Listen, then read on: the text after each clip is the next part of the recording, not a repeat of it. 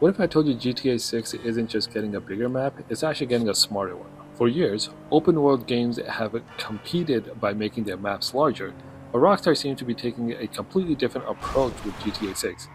Instead of simply creating more land, they're building a world that's designed to feel alive every single time you play. And if everything we're seeing so far is accurate, GTA 6 could completely redefine what players expect from open world games for the next decade. So now let's break it down. When people first hear GTA 6 map, the first question is always, how much bigger is it than GTA 5? While Rockstar hasn't officially confirmed or revealed the full size, trailers, screenshots, and reliable leaks all point towards Lenoida being significantly larger than Los Santos and Blaine County. But here's the interesting part. Rockstar has never cared about making the biggest map. Instead, they're always focused on making every location meaningful. Think about, in GTA 5. Even after more than a decade, players are still discovering hidden caves, abandoned mines, underwater wrecks, and small environmental details. Now imagine the same philosophy applied to a world that's potentially 2 to 3 times larger. That's where GTA becomes truly exciting.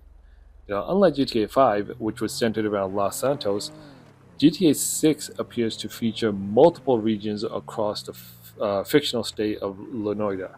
Of course, we have Vice City, but we've also seen places inspired by the Florida Keys, the Everglades, the small rural towns, the industrial districts, beaches, swamps, highways, ports, and mountain like terrain.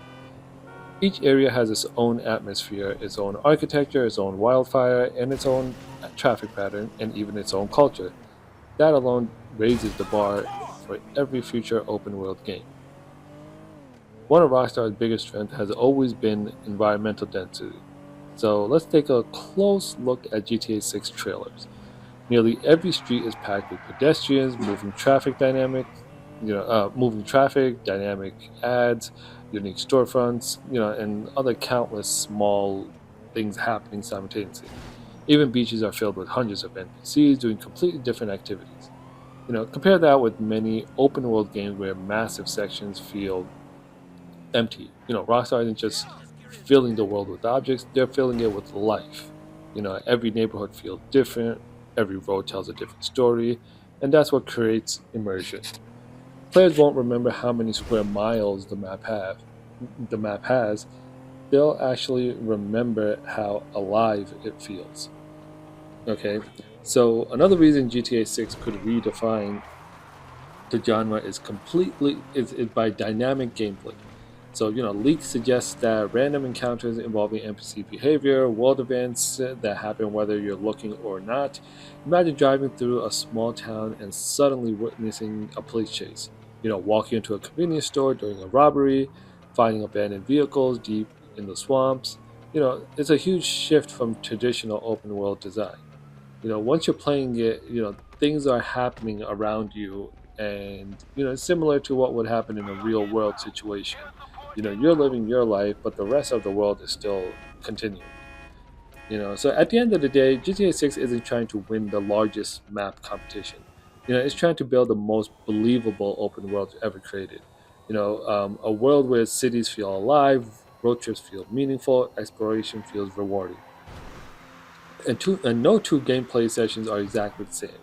If Rockstar succeeds, other developers won't just copy GTA 6's map size, they'll be forced to think how open worlds are built all together. And that's exactly why GTA 6 may redefine the industry standard for years to come.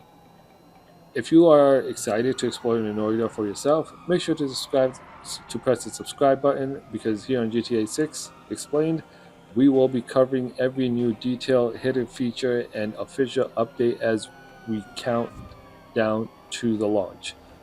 All right, thanks for watching, and I will see you guys in the next one.